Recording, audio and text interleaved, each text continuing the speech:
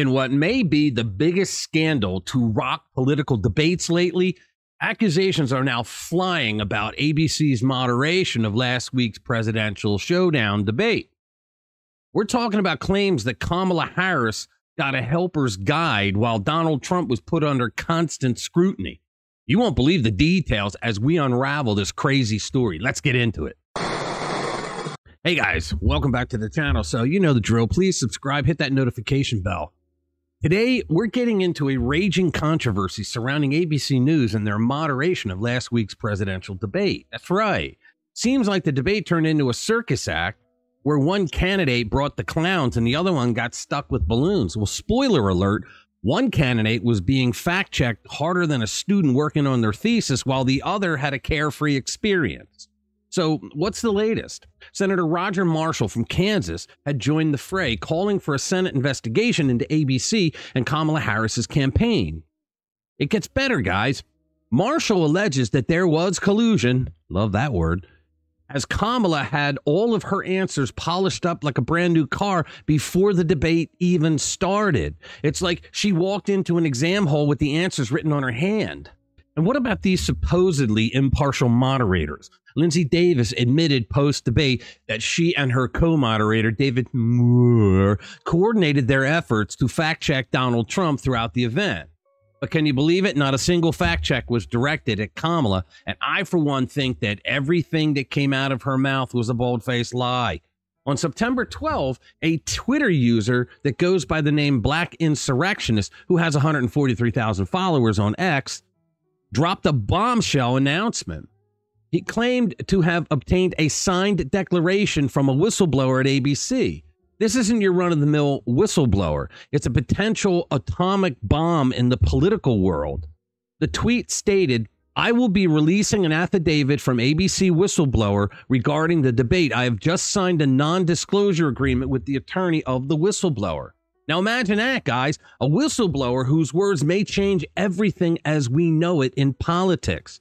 And just wait until you hear what the affidavit contains. Now, we know that the left goes after whistleblowers when they're the ones that said that whistleblowers during Trump's first impeachment, that they were virtuous, that they were saintly, they were godly, in fact. The same user highlighted that Kamala's team allegedly received advance notice of the questions and that arrangements were made so that she wouldn't be fact-checked at all. So they said that they gave her a list of questions that weren't the actual questions, but each question was in the area in which the issue they were going to ask the questions on. Now, this had to have made Kamala purr with joy while sipping on her morning coffee and pulling wings from flies. At least we now know why she appeared so comfortable during the debate. Guys, you've seen Kamala Harris. She's a blithering idiot with word salad. She can't get two sentences out without laughing or without repeating the same words 50 times. And then you saw her on debate night.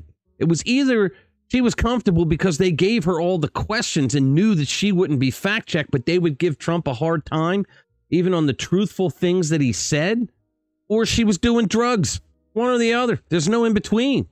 And get this, the whistleblower claimed to possess recordings that could solidify these allegations. Bam! Records showcasing how ABC supposedly rigged the debate in Kamala's favor.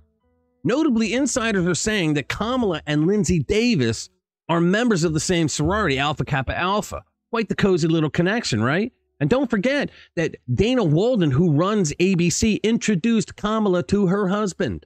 It's quite the incestuous affair.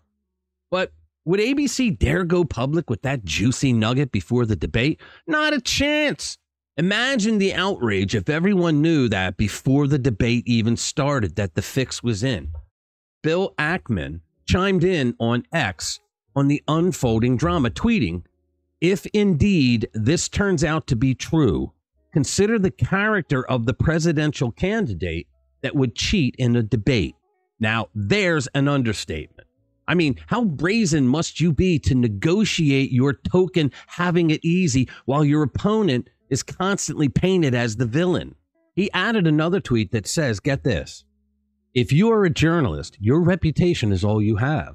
So when someone releases an affidavit which claims that you were a major player in defrauding the American people in a presidential debate, if you are not guilty as alleged, you have no choice but to immediately issue a statement denying the claims.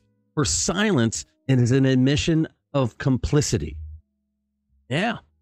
The allegations and affidavit have been available for hours, yet crickets. Good one, Mr. Ackman. And if this whistleblower's claims are accurate, how about a little accountability from ABC News? Talk about a scandal hiding in plain sight. So, Black Insurrectionist isn't done yet. They've promised an interview that could lead to even more information about what really happened behind the scenes at ABC. Are we on the brink of something explosive? I hope so. Will the truth rise to the surface like oil in water? I can't help but wonder how this will unfold. So the question remains, is this the smoking gun that validates long-held suspicions of bias in the media? As always, time will tell, and we'll be keeping an eye on these shocking revelations as they come, because they're coming fast. All right. Thanks for watching. Subscribe and hit that notification bell if you want to be kept up to date with all the latest political drama before the election. I'll see you in the next one. Spread the word.